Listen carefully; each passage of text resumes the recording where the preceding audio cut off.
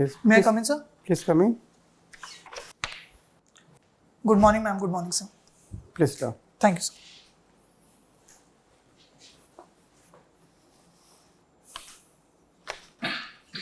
Aditya, you come from Patna.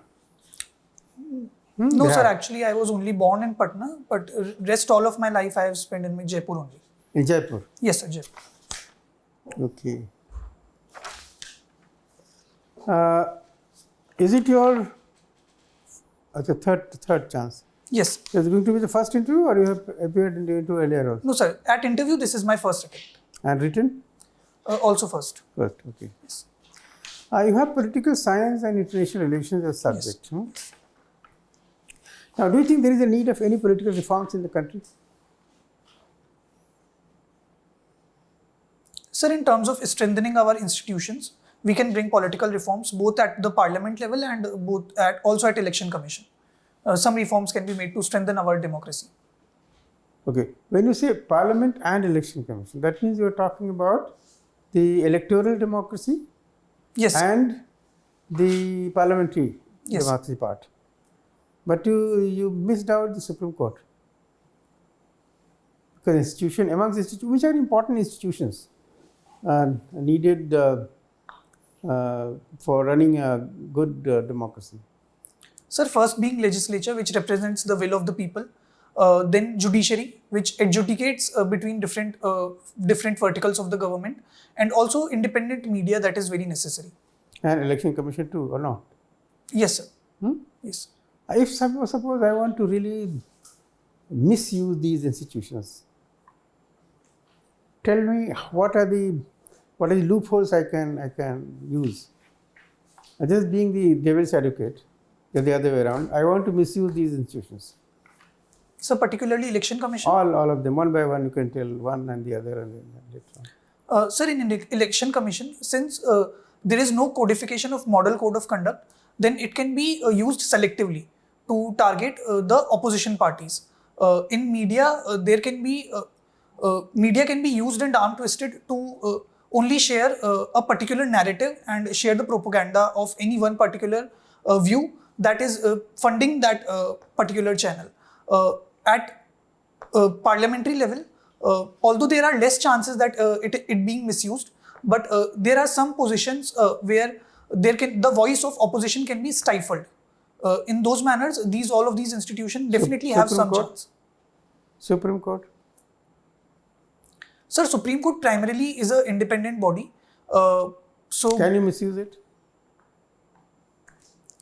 Sir, at an institutional level, I don't think Supreme Court as an institution can be misused, but definitely there can be some individuals who might not have very good intentions and not the same amount of respect for the institution. They can misuse their power or seat. Can you misuse it through in appointment process? Yes, sir, it can be misused since executive has a role. There was a commission, judicial commission brought in that the judges should not appoint themselves.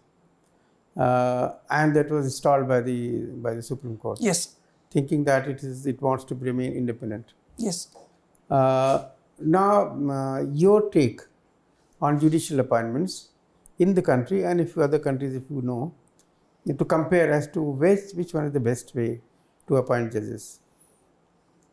Sir, I think neither the National Judicial Appointment Commission (NJAC) that was brought was a better method, nor the collegium is. Both have its own set of limitations. So, mix of NJAC can be made, but there should be not overpowering majority of executive in NJAC. Rather, a mix of eminent jurists who are independent from the government, some of the government executive members, and then definitely the judicial appointees like Chief Justice of India or the highest, apart from Chief Justice, they can be made members of NJAC so that it is... Then it depends on the majority, you know. Ultimately, if the government wants to misuse it, it has to manipulate just a few people to get a majority in the committee. Similarly, if the Supreme Court wants to have appointment of its own people in a biased manner, yes, then he has to manipulate just one or two people. Yes. So actually that issue will still remain. There are some other countries which follow some other processes as well. Sir, I am not. You're not aware? At present, I cannot read. Should the judges be approved by their appointment should be approved by the parliament? Number of countries do it. Sir, I don't think in Indian setting it would be. Why? Given parliament represents political inclinations, so the judges may face when they are. So only those people will go who are completely neutral. But Because otherwise, when everybody is opposed, then of course you can't appoint. But if nobody opposes someone is not bothered about it, then those people can come in and they'll be independent, more independent, isn't it? Any idea, any hope? No. Sir, I think I'll have to read. Just think about it. Reading maybe not be available there. Yes. But you can think of it. People are talking about freebies. Yes, sir. And you say the legislators cannot be manipulated. But election of legislator can be manipulated through election commission. And freebies comes as one of the major issues. Yes, sir. When freebies are a bribe to voters and when freebies is a positive intervention as a part of development of the society. Can you give some conditions under which these two situations operate? Sir, when freebies are targeted and they have a set target population to help them to make their life dignified in manner, to uphold them from the. Just give example. I think generals everybody knows. Just give examples. Take a particular case and say how it becomes a bribe and how it becomes a social intervention. So, like the free grain distribution that was being done during COVID, that was a freebie which was needed to help the marginalized section of people. Also, apart from it, a good freebie can be midday meal scheme where it is a targeted scheme and the objective and of what can be when it can be a bribe?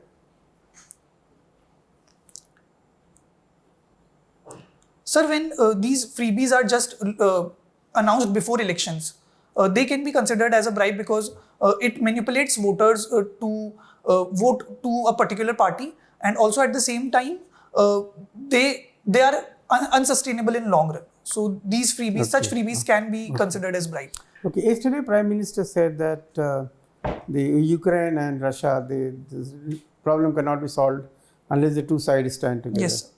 And we as India, as a voice, we say that we are an independent voice because we can talk to both of them. Now, in none of the negotiations to end this crisis, India is invited. How do you see India's role in this? Should we just keep quiet or really be proactive in pushing us as a peacekeeper? Sir, I think we should not play a dormant role. Rather, we should play an active role in bringing both sides to the negotiating table, as well as actively seeking our own connections with both of the parties that are currently in the war to leverage our condition and bring the parties to negotiating table and come to a negotiated settlement so that the violence and the But deaths. what force we have, except that we take, we know both of them, we have been buying things from them during the time of crisis and taking advantage of that crisis. What else our position is there? What is the strength with which we can go and bring them together? Sir, our primary strength remains that not only the two parties which are at war with each other, we have good relations with both of them, rather all of the other stakeholders even included in this war, like the European Union or USA. We have good relations with all of them. So we can bring all of the parties together and help them negotiate a settlement which creates a win-win situation for all of the stakeholders. But they may not come together on our saying. If US says, they might come together to talk. But US is not calling them together. If we say, they may not come together. They'll say, okay, thank you very much. You are buying cheap petrol from us, and beyond that you don't stand, I don't gain anything from you. So, or I'm not feared of you. So they may not come, isn't it? There's a limitation. Definitely, sir, to that extent, we do have limitations. Okay, now my last issue. I'll give you a statement and you have to give one or two reasons for or against. The statement is that India is not a fit place for tourists. India is not a safe place for tourists. Let's say that. Sir, I have to say both in favor and against this statement. Both. Sir, in favor, I think India is a very diverse country. So any tourist coming from outside or even inside any Indian tourist, they will have a whole range of experience from mountains to beaches So it to offers history variety. to yes, they will variety. see a lot of variety, and hence their experience will be very enriched. That might not be in other country which may not have such vast geography, history, and culture. Well said. Well said. Sir, a negative side is that a lot of times we have failed to ensure the security of the tourists who come to India.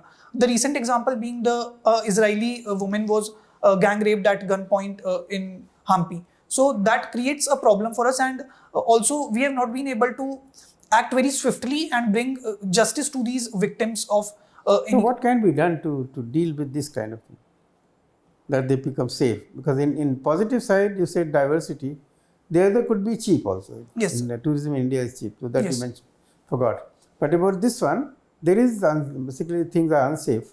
What can you do as suppose you are administrator in charge of say promoting tourism in your state?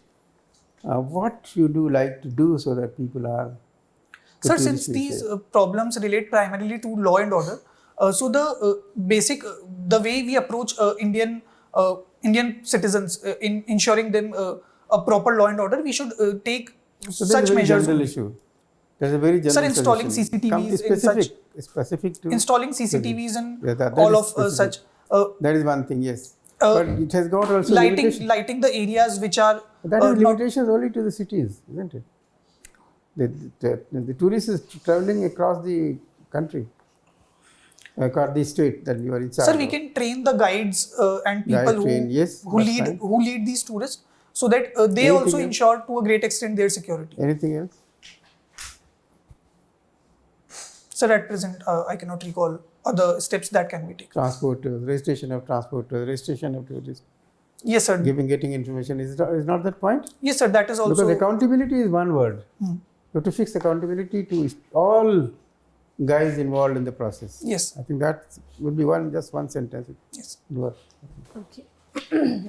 Thank you, sir. Aditya. Yes, ma'am. So your option is PSIR. Yes, ma'am. Okay, and your hobbies is to listening to devotional songs, bhajan. Yes. Bhajan is basically related to Vaishnavism or Shaivism or both?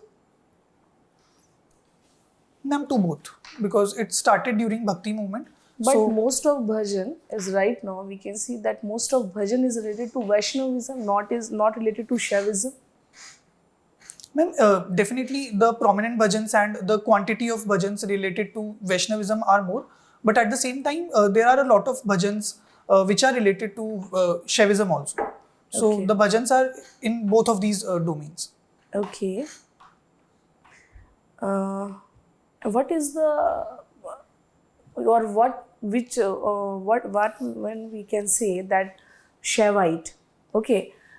Major difference in between Shaivite or Vaishnavite? Ma'am, Vaishnavism is more about devotion to the god, serving to the deity in many forms that are available, like doing their puja, bhakti, and serving those who serve these gods. But Shaivism, the difference is that it is more about the sannyasi aspect of it. That is getting away from the daily life or the normal life of people. So this is like the major difference between Vaishnavism and Shaivism. Okay. Okay.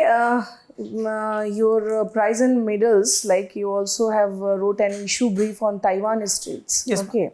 About Chinese and Taiwanese strategies for St. Joe's Ministry of Defense. Okay. Yes. I just want to know that how Taiwan is important, especially in context of India for the Lookist policy. Ma'am, one is trade. India can expand its trade with Taiwan. And in recent times, Taiwan has become really important in terms of technology transfers, especially the semiconductor and electric technology sharing. We have Taiwan is the largest giant of semiconductors in Taiwan, that is TSMC. It is cooperating with Tata in India to establish a semiconductor plant, and at that vertical, Taiwan is really important for us. Okay. Okay, what India should learn from China? from China. Yes, Can because I take your subject is in your graduation economics. Yes, ma'am. So in that perspective, I just want to know what India should learn from China. Can I take a couple of seconds Yes, to formulate sure. my thought? Ma'am, one is at a policy level, the Chinese government has been very good at supporting their industries, reducing the logistics cost, developing the infrastructure so that the the transport of goods So and it happens in India also. Ma'am, definitely it is happening in India recently, but China has since it has done it in early 90s, so they are a step ahead of us that we can replicate the way Chinese have done.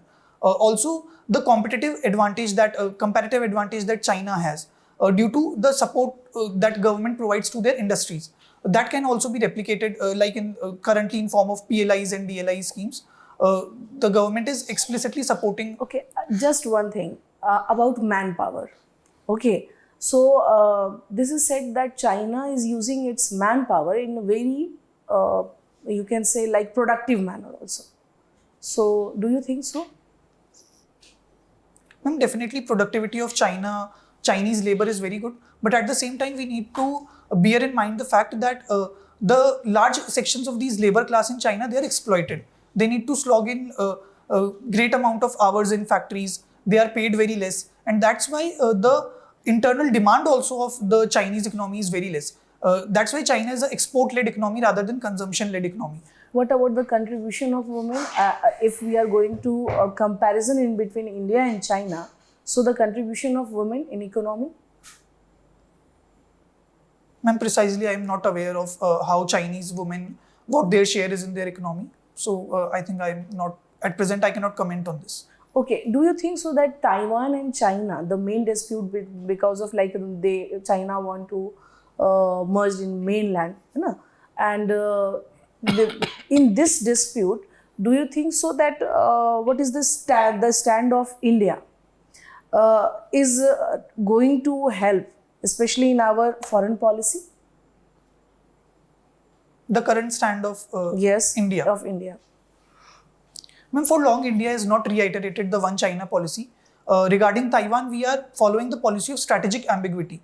So I think that policy is very well in sync with the current realities of geopolitics. But at the same time, through back channels, we should engage more and more with Taiwan at a cultural, economic, and other levels so that we can establish deep links with Taiwan, and that will help in quotidian terms also, in quotidian geopolitical terms. Taiwan can be helpful for us to press China on various issues, using it as a bargaining chip. What our relations will be with Taiwan. So that manner also Taiwan can be used. So you already read or studied about Taiwan. Just Yes. want to know that what would you like, especially in Taiwan or like what is the main USP according to you of Taiwan is? Ma'am, the main USP would be that despite having so many confrontations with China, and China being a very larger power in all of the terms, military, economic, and technological terms, Taiwan, the resolve that they have shown against this Chinese aggression, that is I think very good. That can be something we can learn from. That no matter what your adversary is in terms of power, but you should show a resolute defense and gradually and slowly build its own capabilities, so that we don't need to rely on others. If in any case push comes to shove that China attacks Taiwan militarily or violently. So on those terms, I think Taiwan has built its defenses really well in last couple of years. Okay, thank you, sir. Thank you, ma'am. Thank you. Aditya, you have mentioned in your detailed application form that you have a keen interest related to dogs here. Yes, sir. Right? Okay. I want to know, is there any restrictions by the government of India regarding regarding certain dog breeds for domestication purpose? So recently a recommendation was made by the government that certain 13 dog breeds should not be breeded, but domesticating those dogs or keeping them as pets was not banned. It was only a recommendation that the dog breeders should not breed these dogs for a sale purpose. So This can was. you identify what are those breeds, 3 or 4 breeds which are dangerous? Sir, one is pit bull. Sir, I cannot recollect the other breeds. Okay. Aditya, you see, there is in Delhi especially, there are so many cases of street dog biting. Yes, sir. How you will address this menace? Sir, this menace can be very well addressed through proper implementation of ABC rules, that is Animal Birth Control Rules of 2022 and 2023. Sir, these rules point to the fact that culling the dogs may not solve the problem, that is mass killing of these dogs may not solve the problem of large population of strays on roads.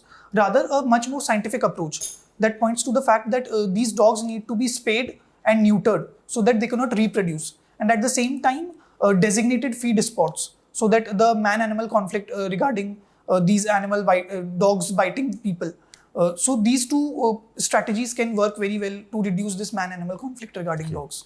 Another peculiar problem associated with the dogs, whether it is pet dogs or street dog, is the dog waste disposal. How you will address this challenge? This is especially in city like metropolitan cities in India, even in so-called upscale apartments, people are fighting that there is no proper dog waste disposal. So regarding these, proper guidelines can be made that these dogs should not be allowed to defecate in public or place where due to their defecation diseases can be spread. They can be all the pet owners, they can decide a particular place where the population of people is not there, so that they do not spread the diseases, and at the same time effort should be made that people also regularly clean that space or make that space clean by some workers or other people, so that the cleaning process in cycle can be made regularized, so that they do not become the feed spots or breeding grounds for diseases. These can be made. You see, Aditya, you have mentioned you have a penchant for Indian bhajans. Yeah? Yes. Right. How bhajan is different from kirtan and satsang? What is the difference between these 3 terms? Sir, satsangs refer to a congregation where people accumulate together for largely delivery purposes, or a particular person comes who delivers the religious or spiritual things to the people who have come. Regarding bhajans and kirtans, the primary difference is that bhajans are primarily in vernacular languages, and they relate to the fact that it tries to establish a personal connection between the devotee and the god, while the kirtans are primarily the Sanskritized versions or the mantras, and they are primarily in Sanskrit language only. So this Are you sure? The kirtans, yes sir, they are primarily in Sanskrit language. Okay, recently National Board of Wildlife is in the news. Yes sir. What is the reason? Sir, Prime Minister after around 12 years chaired the meeting of National Board of Wildlife on National Wildlife Day. What is the composition of National Board of Wildlife? Sir, the ex officio chairperson is Prime Minister. Then the Minister for Forest and Climate Change is also in the National Board for Wildlife. And the Secretary in the Department of Forest, he is also a member of NBWL. Also, some people from Parliament, that is Member of Parliaments, they are brought in as members of National Board of Wildlife, and then there can be other eminent people who are distinguished in the field of wildlife or such field. They can be made members of NBWL. Aditya, you see, at present, what initiatives you suggest to the government to make India a semiconductor hub in Asia continent? Tell me point-wise. So the first thing is that we do not at present have the cutting edge technology that we can be self-reliant in developing the semiconductors. So at the very first level, we need to make joint ventures with the companies all across America as well as Taiwan, which are the pioneers in this field. So we need to... Can you tell me, Aditya, tell me the 3 places which are famous for semiconductor manufacturing? Sir, in terms of countries only, I remember that US and Taiwan both lead in semiconductor One more industry. is there South Korea. Yes, sir, South Korea also. Okay. Carry on. So, sir, one thing is that large-scale joint ventures should be pushed so that the technology comes into India. At the same time, schemes like DLI, that is Design Linked Incentive, regarding these semiconductors, that government gives incentive to these companies who produce better quality of chips. Aditya, but the biggest challenge in semiconductor, when creating semiconductor manufacturing in India, is the issue of, because it requires huge amount of investment. How you will mitigate this challenge? From where you will get huge amount of investments? Sir, and secondly, gestation time period is very long actually. Yes. Sir, big private houses like Tata's and Ambani's can be roped in to make them invest in these sectors. We can create some tax holidays, and we can give them lands and other doles that are required to set up this industry in the initial period, so that the burden on these people who invest, this can be reduced. At the same time, the fourth point would be that we need to bring in the talent, because the talent is a major concern, that those who are very good in this designing and manufacturing of these chips, we not only bring them but we retain them in India.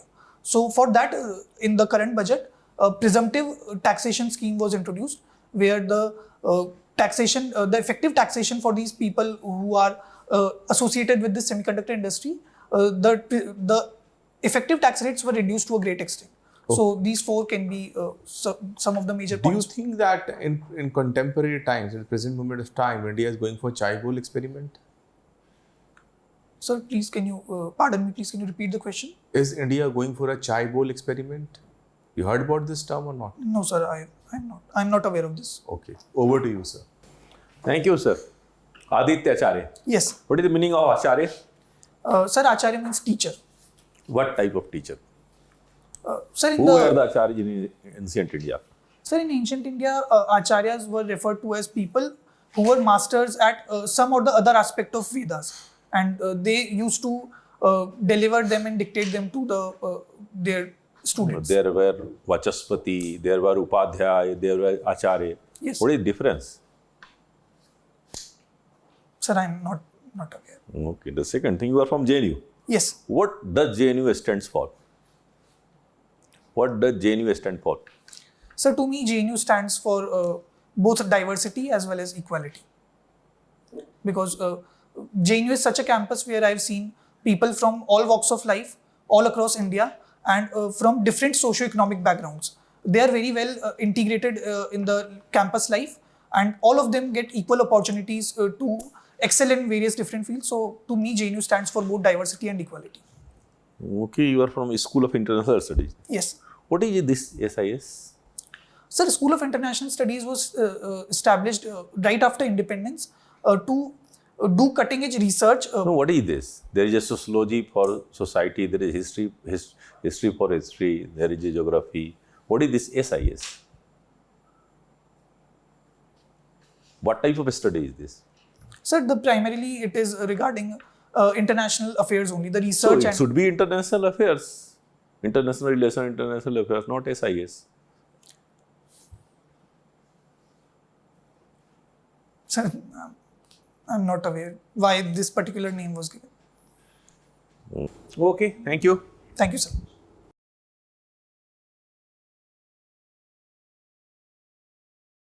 Anyways, so now the interview is over, and you've already told what the feedback was in other. So I'll not go into that. In fact, you come out as a very confident person, so that is the positive point. And here I will just say a few things that you can look at, seeing your DAF. My feeling is that JNU more questions will be asked. Okay, sir. JNU has been in controversy also. Appointment of Vice Chancellor has been controversy, and the new laws for appointment of Vice Chancellor has been entirely different. Yes. No qualifications are required now. So on those issues, somebody may ask what will happen, Okay, sir. and basically that will depend on how you see the role of a Vice Chancellor. So JNU can invite quite a few questions. Jaipur, again, and then from there the tourism that the question that asked, that can be done. Some points to raise is fine, but registration of transporters, registration of booking, Okay. everything, and keeping the local police informed about it. People who are coming, meeting them, maybe they can be frisked and kind of accountability may be Okay, short. sir. I mean, those are the things. Maybe keeping their records, maybe taking their Aadhaar card is not a bad idea.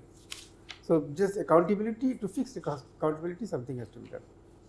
And one China policy was saying, but one thing surprising, that Taiwan is a small country, is the semiconductor hub, and we such a big country, we don't have the technology.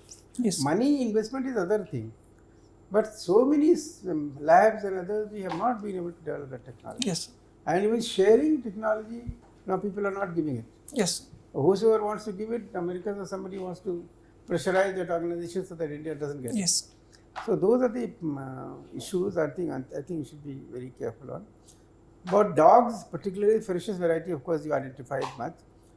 In laws, I don't know whether there is a provision, he said it is there. Street dogs are major issues. And dog waste is another major issue. I've Yes. seen in other countries, they have a plastic bag in their pocket. Yes, sir. Yes. And they, like a glove, they wear it and they pick up whatever their dog's poop is there, and they just put it, and there is some place to put in, and they dispose it off. So there is a system of collection, and should be responsibility of the guy who you say people should, who should collect it.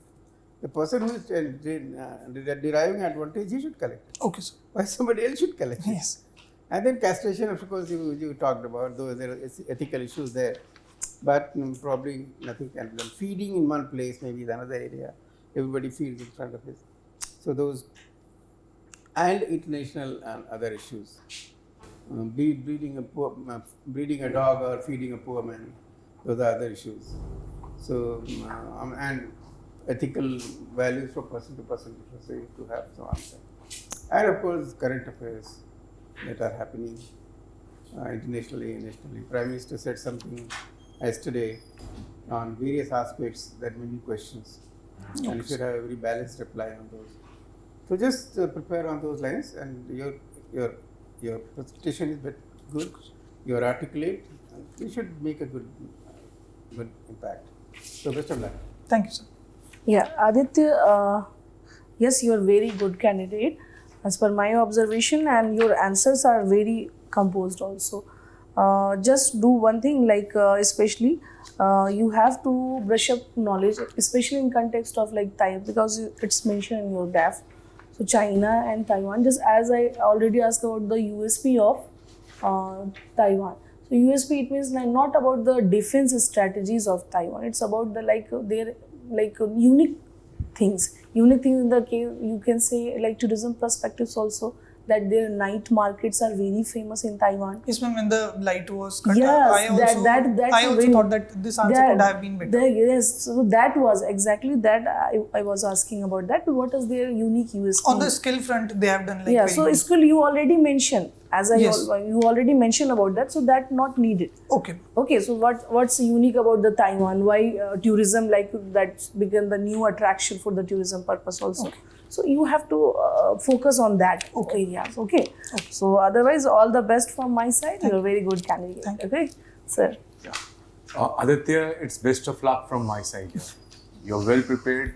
You have time. Just brush up on all the DAF part. Best of luck. Thank you, sir. Over to you, sir. Okay, thank you, sir. It's good. Attitude, in my frame of reference. Attitude, good. Problem solving, good. Body language, good. Analytical ability, good. Confidence level, good. Communication, good. Everybody's knowledge, chance. Yes. And last thing, one China, I was not sure what you were saying. What is one China? Sir, actually, earlier... When you use any word, just know it properly. Yes, What is sir. one China? Sir, one China relates to the fact that China considers all of Taiwan and other It's disputed geographical territories. only. It's geographical only. Yes, sir. It's primarily geographical. Not in my opinion. It's one China, two system, one China, one system. There are some democratic institutions and private property in Taiwan. What you will do? If there is a private property, what you will do? How can you adjust? Yes. If there is no private property, then expansion is easy. Yes. So it's not about geography. One China, one system. Apart from geography, one China, one system, one China, two system. Yes, sir. Yes. Okay? Okay, sir. Otherwise, you are a good student. All the best. Thank you, sir. All the best. Thank you. All the best. Thank you, sir. Thank you, ma'am.